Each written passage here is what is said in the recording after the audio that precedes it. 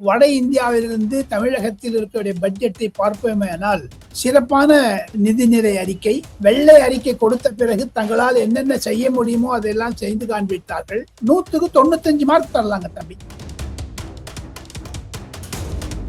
இந்த பட்ஜெட் முதல் முறையாக இந்த குடும்ப பெயர் இல்லாமல் தமிழ்நாட்டிற்கு முன்னோடியாக இருந்த அரசியல் தலைவர்கள் காயிதே மில்லத், காமராஜர் போன்ற தலைவர்களுடைய பெயரை வைத்து பொது பண நல திட்டங்களை எல்லாம் அறிமுகப்படுத்தி இருக்கிறார். அது ஒரு புது அணுகுமுறையாகத்தான் நான் பார்க்கிறேன். மத்திய அரசாங்கத்தில் 85 இலாக்காக்கள் இருக்கின்றன. முக்கியமானது தமிழகத்தில் 15-16 இம்பார்ட்டன்ட் டிபார்ட்மெண்ட்ஸ். அந்த 16 டிபார்ட்மெண்ட்ஸ்க்கு நல்ல ஒரு கொடுத்திருக்காங்க. அது எல்லாத்த விட இன்று இருக்கக்கூடிய நிலைமையை பார்த்தால் பெண்களுக்கு அதிகமான சலுகை இருப்பதாகத்தான் நான் பார்க்கிறேன். காரணம், பெண்கள் ஓட்டுநர் தான் இவர் வந்தாரு. விஜய் அண்ணா என்றெல்லாம் அவர் பதிக்கும் பொழுது பலத்த கடவுள் இருந்தாலும் இந்த பட்ஜெட்டுக்கு பணம் வருவதையும் அவர் காண்பித்து விட்டார். எங்கேருந்து வரப்போகுதுன்னு சொல்லிட்டு எப்படி மத்திய அரசாங்கத்தில் ஆர்டிபிஷியல் இன்டெலிஜென்ஸை முன்னிறுத்தி பணிகள் செய்து வருகிறார்களோ அது மாதிரி தமிழகத்திலும் தொழில்நுட்பத்தை முன்னோடியாக வைக்க வேண்டும் என்று விஜய் ஆசைப்படுகிறது. பட்ஜெட் மூலமாக தன்னுடைய இதை தெரிவித்து விட்டார் என்பதுதான் என்னுடைய கருத்து. ஒன்னு புது முயற்சியாக நான் பார்ப்பது, தங்களுடைய செகண்ட் ஃப்ளோர் நேயர்களுக்கு சொல்ல வேண்டியது உங்கள் மூலமாக என்ன என்று கேட்டால், மத்திய அரசுடன் போராடும் நேரடியாக மோதலை தவிர்த்திருக்கிறார் விஜய். அதிலிருந்து மத்திய அரசாங்கம் கொடுக்கக்கூடிய சலுகைகளை எல்லாம் பெற்றுக் கொண்டிருக்கிறார். என்னை பொறுத்த மட்டும் தமிழக சட்டமன்றம் என்பது நாடாளுமன்றத்தில் எப்படி திமுக காரணம் மாணிக் தாக்கூர் போன்றவர்களெல்லாம் ரவுடித்தனம் பண்ணுகிறார்களோ அது மாதிரியான ரவுடித்தனம் கண்டிப்பாக ஒரு இருக்கும். நாளையோ நாளை மறுநாளும் இதை நீங்க எதிர்பார்க்கலாம்.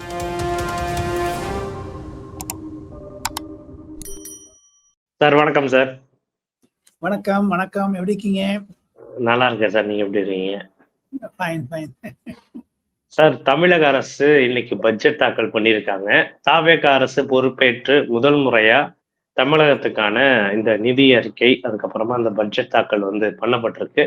இந்த பட்ஜெட்டோட முக்கிய அம்சங்கள் என்ன பாக்குறீங்க? என்னென்ன பிளான்ஸ்லாம் நல்லா இருக்கு? வேற ஏதாவது குறைகள் இருக்கா இந்த பட்ஜெட்ல?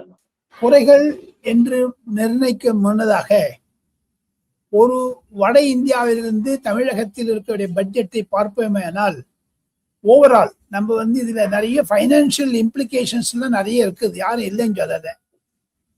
சிறப்பான நிதிநிலை அறிக்கை, வெள்ளை அறிக்கை கொடுத்த பிறகு தங்களால் என்னென்ன செய்ய முடியுமோ அதெல்லாம் செய்து காண்பித்தார்கள். பொதுமக்களுக்கு ஏற்ப முதல்ல 1 வருஷம், முதல் 3 வருஷம், முதல் 5 வருஷம் என்ன பண்ண போறேன்னு அது பைஃபரிகேட் பண்ணி வச்சிருக்காங்க, பிரிவா பண்ணி வச்சுட்டாங்க. தவிர 1.5 ட்ரில்லியன் எக்கானமி பண்ணணுங்கிற ஒரு ஆசையை தெரிவிச்சிருக்காங்க. தவிர ஏழை எளிய மக்களுக்கு பல உதவிகளை பள்ளிக்கூடம் மற்றும் சுகாதாரத்துறை, கூட்டுறவுத்துறை, விவசாயத்துறை, பொது பிடபிள்யூடி, விளையாட்டுத்துறை, ஆர்டிபிஷியல் இன்டெலிஜென்ஸ் என்று பல சப்ஜெக்டுகளை நல்லா பண்ணியிருக்காரு. போதாத வரைக்கும் எனக்கு தெரிஞ்ச மட்டும் மத்திய அரசாங்கத்தில் 85 இலாக்காக்கள் இருக்கின்றன. முக்கியமானது தமிழகத்தில் 15-16 இம்பார்ட்டன்ட் டிபார்ட்மெண்ட்ஸ். அந்த 16 டிபார்ட்மெண்ட்ஸுக்கு நல்ல ஒரு கொடுத்திருக்காங்க. அது மூணாவதாக இந்த பட்ஜெட் முதல் முறையாக இந்த குடும்ப பெயர் இல்லாமல் அரசியல் தலைவர்கள், தமிழ்நாட்டிற்கு முன்னோடியாக இருந்த அரசியல் தலைவர்கள் காயிதே மில்லத், காமராஜர் போன்ற தலைவர்களுடைய பெயரை வைத்து பொது பண நல திட்டங்களை எல்லாம் அறிமுகப்படுத்தி இருக்கிறார். அது ஒரு புது அணுகுமுறையாகத்தான் நான் பார்க்கிறேன். மொத்தத்துல ஒரு 100க்கு 95 மார்க் தரலாங்க தம்பி. என்னென்ன பிளான்ஸ் ரொம்பவே இம்பார்ட்டன்டான பிளான்ஸா பாக்குறீங்க சார்? அதுக்கு கொடுக்கக்கூடிய பட்ஜெட் எல்லாம் பொது நல அதாவது ஹெல்த் மினிஸ்ட்ரி சம்பந்தப்பட்டது. முதியோர்களுக்கு தனியான ஒரு இடம் கொடுக்க போறேன்னு சொல்றது, சிறியவர்களுக்கும் கொடுக்க போறேன்னு சொல்றது. அதுல இருக்கக்கூடிய அவுட்லே எல்லாம் நிறைய இன்க்ரீஸ் பண்ணிருக்காங்க. 3000 கோடியிலேருந்து அதை இன்க்ரீஸ் டு 500 crores அதிகமா கொடுத்துருக்காங்க. கல்விக்கு நிறைய கொடுத்துருக்காங்க. எல்லாத்த விட இன்று இருக்கக்கூடிய நிலைமையை பார்த்தால் பெண்களுக்கு அதிகமான சலுகை இருப்பதாகத்தான் நான் பார்க்கிறேன். காரணம், பெண்கள் ஓட்டுநர் தான் இவர் வந்தாரு. விஜய் அண்ணா என்றெல்லாம் அவர் பதிக்கும் பொழுது பலத்த கடவுள் இருந்தாலும் என்னை பொறுத்த மட்டில் இந்த பட்ஜெட்டுக்கு பணம் வருவதையும் அவர் காண்பித்து விட்டார், எங்கேருந்து வரப்போகுதுன்னு சொல்லிட்டு. முதல் பட்ஜெட்டா இருக்கிறதுனால அது ஆக்கப்பூர்வமான நிலையில் பார்த்தீர்களே ஆனால் பல நற்பணி திட்டங்கள், எப்படி அறிஞர் அண்ணாதுரை அவர்கள் சொன்னார்களோ, ஏழையின் சிரிப்பில் இறைவனை காண்கிறேன் என்று அதை அம்மையார் ஜெயலலிதா பின்பற்றினாலோ, அதே மாதிரி நரேந்திர மோடி ஜிஎஸ்டி கொண்டு வந்த பொழுது அதே வார்த்தையை சொன்னாரோ, ஏழை மக்களின் தட்டில் அது அந்த சாப்பாட்டுல ஒரு விதமான மாற்றங்கள் கூடாது, என்ன சாப்பிட்றாங்களோ அது சாப்பிடணும், அந்த மாதிரி ஒரு வரி அதிகமாக இல்லாத, வரிக்கு ஒரு புது பிரச்சனை எல்லாம் போட்டுட்டு டாஸ்மார்க் இன்வென்ட் பண்ணியிருக்கிறது. இதெல்லாம் அதை தவிர விளையாட்டு வீரருக்கு அதிகமா பண்ணியிருக்காங்க. எல்லாத்தோட ஆதவர்ஜினா நிறைய பணத்தை வாங்கி போட்டாரு இதுல இருந்து. மீதி மந்திரிகளுக்கெல்லாம் அவ்வளவு முக்கியத்துவம். அது முதலமைச்சருடைய விளையாட்டுத்துறைக்கு முக்கியத்துவம் கொடுப்பதை தெரிவிக்கிறது. அதுதான் எனக்கு பிடிச்சதா இருந்தது சார். முக்கியமா இந்த சென்னை கூவம் இதெல்லாம் சீரமைக்கிறதுக்கு ஒரு பிளான் இனிஷியேட் பண்ணியிருக்காங்க. அதுக்கப்புறம் மெட்ரோ இன்னுமே எக்ஸ்டெண்ட் பண்றதுக்கான பட்ஜெட்டையும் போட்டிருக்காங்க. இது எந்த அளவுக்கு இம்பார்ட்டண்டா பாக்குறீங்க? அதுக்கப்புறம் இந்த ஏஐக்கான சிட்டி, இது ஆக்சுவலா ரொம்பவே புதுசு. இந்த ஐடியா, அதுக்கான பட்ஜெட்டிங் எல்லாமே ரொம்பவே புதுசு. அதை பத்தி கொஞ்சம் சொல்லுங்க. அதுதான் நானும் குறிப்பிட்டேன். ஆர்டிபிஷியல் இன்டெலிஜென்ஸ் ஜென்சி வரக்கூடிய நாட்கள் உலகத்திலேயே இளைஞர்கள், அதாவது 18 முதல் 25 வரை இருப்பவர்களைத்தான் ஜென்சி என்று சொல்லுகிறார்கள். அந்த வயதில் இருப்பவர்களை கவர்ச்சிகரமாக செய்வதற்காக எப்படி மத்திய அரசாங்கத்தில் ஆர்டிபிஷியல் இன்டெலிஜென்ஸை முன்னிறுத்தி பணிகள் செய்து வருகிறார்களோ, உதாரணத்திற்கு மத்திய அமைச்சரகத்திலிருந்து இப்ப பேடிஎம், கூகுள் பே, ருபி, அதெல்லாம் பீம் அப்ளிகேஷன்லாம் இருக்குது. அது மாதிரி தமிழகத்திலும் தொழில்நுட்பத்தை முன்னோடியாக வைக்க வேண்டும் என்று விஜய் ஆசைப்படுகிறது. பட்ஜெட் மூலமாக தன்னுடைய இதை தெரிவித்து விட்டார் என்பதுதான் என்னுடைய கருத்து. இந்த தாய்மாமன் தங்கமோதிரம் திட்டம், அதுக்கப்புறமா இந்த புதுமண தம்பதிகள் அவங்களுக்கு இந்த கோல்டு காயின் கொடுக்குற இந்த திட்டம் எல்லாம் வந்திருக்கு. அதுக்கான பட்ஜெட்டையும் ஒதுக்கியிருக்காங்க. இது எந்த அளவுக்கு பாசிபிலிட்டிஸா எல்லாருக்குமே போய் கரெக்டா சேரும் அப்படின்னு பாக்குறது சார். இன்னொன்னு, திமுக இன்னைக்கே விமர்சனம் வச்சுட்டாங்க. இவங்க ஃபர்ஸ்ட் எல்லா குழந்தைகளுக்கும் தாய்மாமன் தங்கமோதிரம் திட்டம் தருவேன்னு சொன்னாங்க. இப்ப பார்த்தா கவர்மெண்ட் ஹாஸ்பிட்டல்ல பிறக்கிற குழந்தைகளுக்கு மட்டும்தான் கொடுப்பேன்னு சொல்றாங்க அப்படின்ற மாதிரி விமர்சனம் வச்சுறாங்க. இப்ப இவங்க என்ன பண்ணாங்களா? திமுக வந்த போது நீட்டை கொண்டு குழந்தாங்களா, ரகசியம் ஒரு முதல் கையெழுத்து நீட் ஒழிக்க, அந்த மாதிரி தான் இது. கவர்மெண்ட் ஹாஸ்பிட்டல் சொல்றது கவர்மெண்ட் கூட ஃபில்டர் பண்றாங்க. கவர்மெண்ட்ல வரவங்க எல்லாம் ஏழை எளியவர்கள் வருகிறார்கள், அவர்களுக்கு மோதிரம் தர வேண்டியது. பிரைவேட் ஹாஸ்பிட்டல்ல போனா நிறைய பணத்துக்கு தான் அங்க போறாங்க, அவனுக்கு என்னதுக்கு மோதிரம் தரணும்? ஆக மொத்தம் அனைத்து மாணவர்களுக்கோ அல்லது கர்ப்ப பெண்மணிக்கோ தரேன்னு சொல்லவே இல்லையே.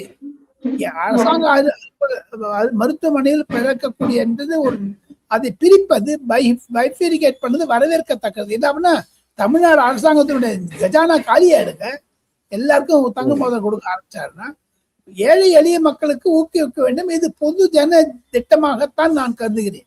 அதே மாதிரி இந்த பைசைக்கிள், நவீன பைசைக்கிள், அதாவது பழைய சைக்கிள் இல்லாம இப்ப இருக்கக்கூடிய அந்த கியர் சைக்கிள் மாதிரியான சைக்கிள் கொடுக்குற திட்டமும் கூட, ஹெல்மெட், அந்த வாட்டர் பாட்டில், அதுக்கப்புறம் லேப்டாப்ஸ், அது வெற்றி லேப்டாப்ஸ் அப்படின்னு புதுசா ஸ்கீம் டெவலப் பண்றாங்க. ஆல்ரெடி இருக்கிற அந்த ஸ்கீம்ஸை எக்ஸ்டெண்ட் பண்ணி அதுக்கு ஒரு புது லேயர் கொடுக்கறத எப்படி பாக்குறீங்க? இது மற்ற கட்சிகள் விமர்சிக்க வாய்ப்புகள் இருக்குல்ல சார்? ஏமா ஒண்ணுங்க, பெறக்கூடிய மாணவர்கள் புதுசு இல்லைங்களா? திட்டங்கள் பழசாக இருந்தாலும் அது ஜெயலலிதா அம்மையார் கொண்டு வந்தாலும் சரி, கையில வாங்க கோரி ஒரு XYZ பசங்க கரூர்ல ஒரு வாங்குறான்னு வச்சுங்க, இல்ல வந்தவாசி வடார்காடு மாவட்டத்தை வாங்குறான்னு வச்சுங்க, அந்த வாங்குற பையன் புதிய பையன் தானே. அவனுக்கு ஜெயலலிதா அம்மையார் என்ன தெரிய போகுது, கருணாநிதி என்ன தெரிய போகுது, அவனுக்கு விஜய் ஒண்டிதானே தெரியுது. அவனுக்கு வயசு 12-13 தான் இருக்கும் ஸ்கூல்ல படிக்கிற பசங்களுக்கு. ஆக மொத்தம் இந்த அரசியலில் ஸ்டிக்கர் ஒட்டுறது, எங்க திட்டம் சொல்றதுலாம் அது முலாம் போசுற மாதிரி பண்றாங்களே தவிர, பெறக்கூடிய பெனிஃபிஷியரிஸ் யார் யாருக்கு இந்த இது கம்ப்யூட்டர் கிடைக்குதோ அவங்களுக்கு புதுசு தானுங்க இது. ஆக மொத்தம் அவங்க 1.5 ட்ரில்லியன் எக்கானமியா பண்றேன்னு சொன்னதுக்கு முயற்சிகளை செய்ய வேண்டும் மத்திய அரசாங்கம், மாநில அரசாங்கம். ஒன்னே ஒண்ணு புது முயற்சியா நான் பார்ப்பது, தங்களுடைய செகண்ட் ஃப்ளோர் நேயர்களுக்கு சொல்ல வேண்டியது உங்கள் மூலமாக என்ன என்று கேட்டால், மத்திய அரசுடன் போராடும் நேரடியாக மோதலை தவிர்த்திருக்கிறார் விஜய். அதிலிருந்து மத்திய அரசாங்கம் கொடுக்கக்கூடிய சலுகைகளை எல்லாம் பெற்றுக் கொண்டிருக்கிறார். தவிர சூரியத்தின் மூலமாக, சூரிய ஒளி மூலமாக வரக்கூடிய எலக்ட்ரிசிட்டி, விண்ட் எலக்ட்ரிசிட்டி, வெயில் பவர், சோலார் பவர், இதுக்கெல்லாம் எக்ஸ்ட்ரா பணம் கொடுத்திருக்காரு.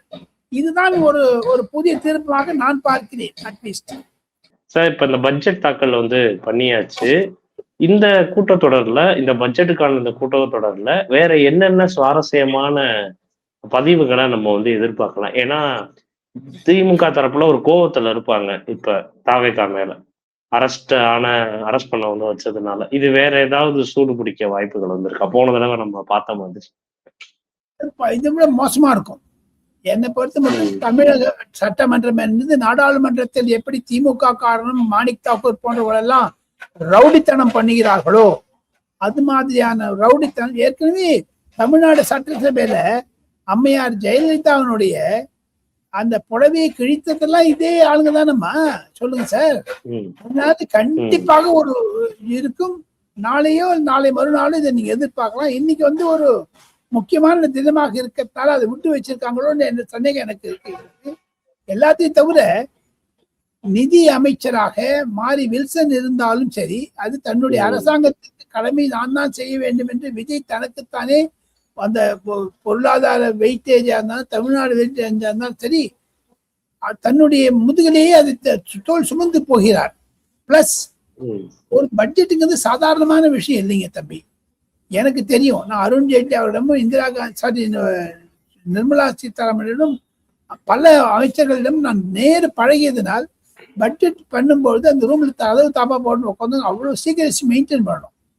ஆனா இதுல வந்து இந்த பட்ஜெட்டுக்கு வில்சன் அவர்கள் பல நல்ல சமாச்சாரத்தை செஞ்சிருக்கிறார்கள். இதுல ஒரே ஒரு விஷயம் என்னன்னு கேட்டீங்கன்னா, ஸ்ரீலங்கா தமிழனை பத்தி மத்திய அரசாங்கத்தினுடைய போக்கு இவர்களும் எதிர்பார்க்கிறாங்களா, அதே மாதிரி பண்ண போறாங்களான்னு தெரியல. வெயிட் அண்ட் வாஷ் தான் இருக்குங்க. ஓகே சார், உங்களோட நேரத்துக்கு ரொம்ப வந்து நன்றி சார். மீண்டும் இதே மாதிரியான ஒரு வீடியோ. தேங்க்யூ. நன்றி. தேங்க்யூ.